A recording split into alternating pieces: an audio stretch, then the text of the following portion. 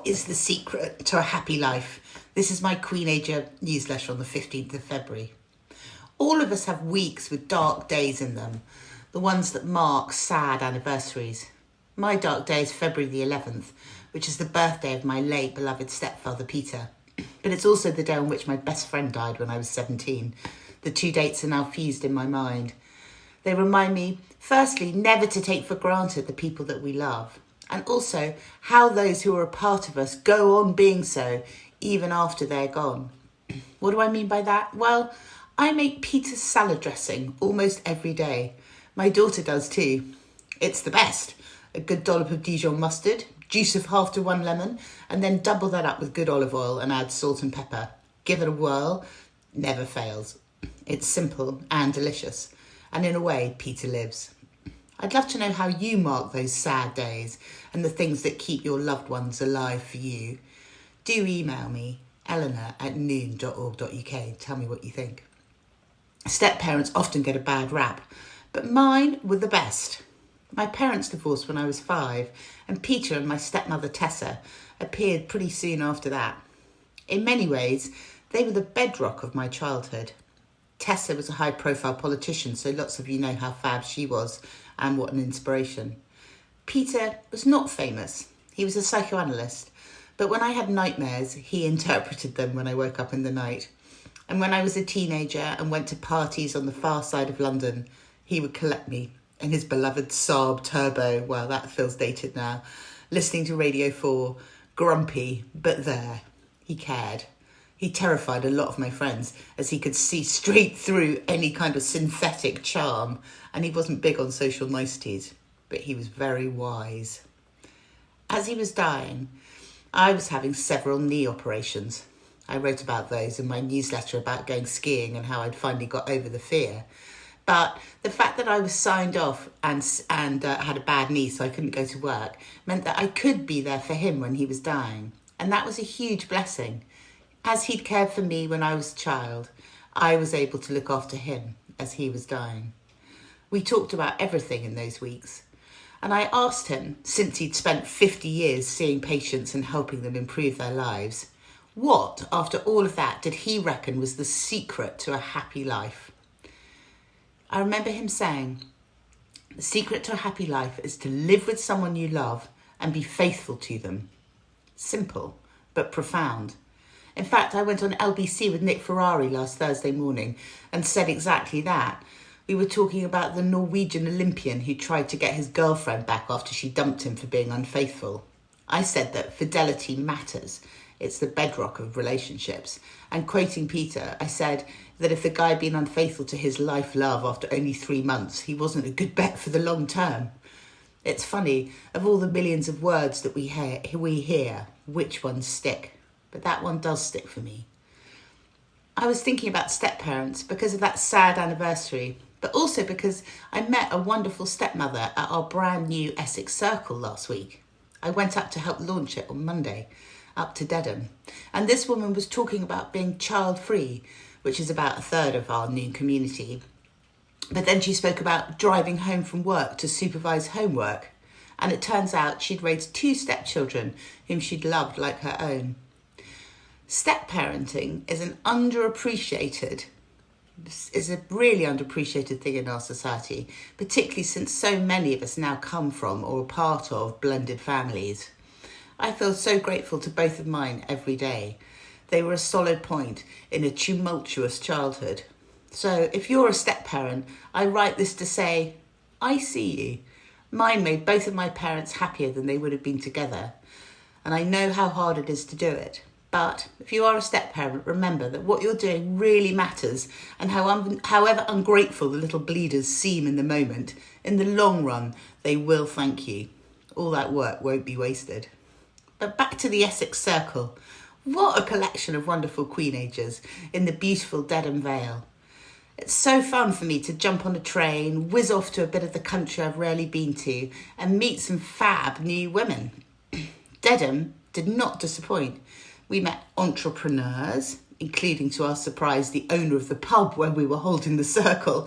She just suddenly popped up halfway through and was like, this is my pub. She also owned about 10 others. There was also an engineer, a banker, a hairdresser turned artist, a woman who'd become an art therapist at 50. I loved it. She said, I just thought, sod it. That's what I want to do with the rest of my life, so I did the training. I love that kind of sense of reinvention. And there were also 2 Queenagers in their late 50s who were embarking on PhDs, both of them actually in ancient history. Really, that was so impressive. I really thought, go them. I was so inspired by the alacrity with which they were taking on new challenges, all of them. And of course, it wasn't easy. We talked about how when we shapeshift into something new in midlife, often those around us aren't that keen. It's not surprising. Our existing shape often suits them very well, particularly if we're the pit pony paying for everything or holding up the sky for everyone else. But it's really, this new circle group really reiterated how important it is to have a new tribe of people if you want to move into a new version of yourself. And how often it's those new friends who can see what you might be and what you could become, sometimes before you even know it yourself. And that is the whole point of Noon. We support each other as we become the women we always wanted to be.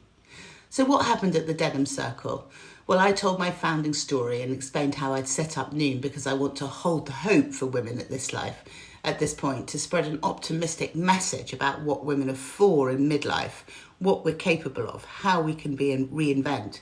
But we need new stories about this time in our lives because the old ones just are not fit for purpose. And as a generation, we Queenagers really are pioneers. We're creating a new map of what this part of life can look like for our contemporaries and for those following on behind us, what we call Queenagers in training. That's partly why I love meeting so many new Queenagers. You just never know what stories will come out of the mouth of the next person. It never fails to amaze me. One of the ladies in Essex was saying, "Oh me, I haven't done anything much." And then in the next breath, she explained how she'd just sailed round the world on a yacht. Pretty amazing, I reckon. It was really funny, the whole circle were like, what, you haven't done anything? You've just sailed round the world. What are you talking about? I love our creed at Noon of not done yet. How each of you are changing the narrative about what life past 45 or 50 can look like. Of course, it's not all sun and rainbows and sailing around the world. One woman was having a terrible midlife collision, sick relatives, dying mother, and to cap it all, a stalker. But the group rallied around, promising support, and I really know they mean it. In the WhatsApp group afterwards, there's been so much follow-up. And it's this wonderful mixture of hope, adventure, and that co-curated and created help that makes Noon, and particularly a Noon Circle, such a powerful thing. So thanks to all of you for coming, and do check out our circles and other events. And if you've been reading this newsletter or listening to it now for a while and haven't come along to something in person yet, do maybe try something. That's another lovely thing about setting up new circles. There are so many of you who say, well, I've been reading you for a while, so I decided I'd come along. I know it takes a leap of faith to do that, but also I promise if you do come, you won't be disappointed. And I also know we need more circles in the north. We've got one now in Cheshire, but anyone keen to get going anywhere else? Again, send me an email, eleanor@noon.org.uk. We're always looking for new circle hosts. And thanks also to all of you who were so kind about my rant last week about Dame Karen Pierce and the vanishing women from their jobs at midlife. That story just runs and runs. The fury about a midlife woman losing the job that she'd worked so hard for is real and deep.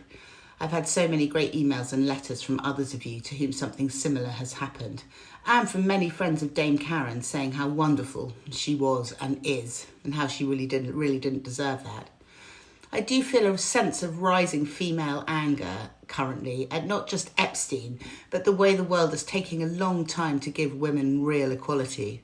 I wrote about that in The Independent again this week, about how Keir Starmer doesn't have a woman problem, he has a boys' club problem. And also, hot off the press, we've just opened the booking for our Noon trip to Luxor with Jules Verne. This is part 2 of our Egypt adventure, which took us to the pyramids last November. This time, we'll be going with the same amazing Queenager Egyptian guide, Mahal, but we're going to be flying over the Valley of the Kings in a hot air balloon, visiting the Valley of the Queens as well, where I've never been. We're going to go to Dendera, which is meant to be the most amazing of all the temples, off the beaten track and the most atmospheric of everywhere. And there'll also be a bit of sailing and felucca up the Nile, and of course chilling, chatting and hanging out in beautiful sunny Luxor. Looking at the greyness around me, I really can't wait. The places are already filling up fast. The ladies who came on the last trip got early bird access and are already clamouring for places on this one. But we have got space, so do join us. It's going to be great. Also, I can't wait to see all you Noon Pro ladies for our trip to Wuthering Heights on Thursday for that big old bodice ripper. And then we're going to be having drinks and snacks afterwards back at the original Soho flat. So maybe check out Noon Pro if that looks good to you. And we'll be seeing lots of you at the Noon London Circle, which is being kindly hosted by Geraldine Gallagher at her offices in the city on February the 24th. Do book online, there are a few spots left. So I hope you have a wonderful week. Thank you for listening. And I'm Eleanor Mills. So I'm the founder of Noon, which we see as which has been voted the UK's premier network for midlife. We were very excited about that. And this is my Queenager newsletter. I really hope you've enjoyed it. Have a great day, wherever you are. Thank you. Bye.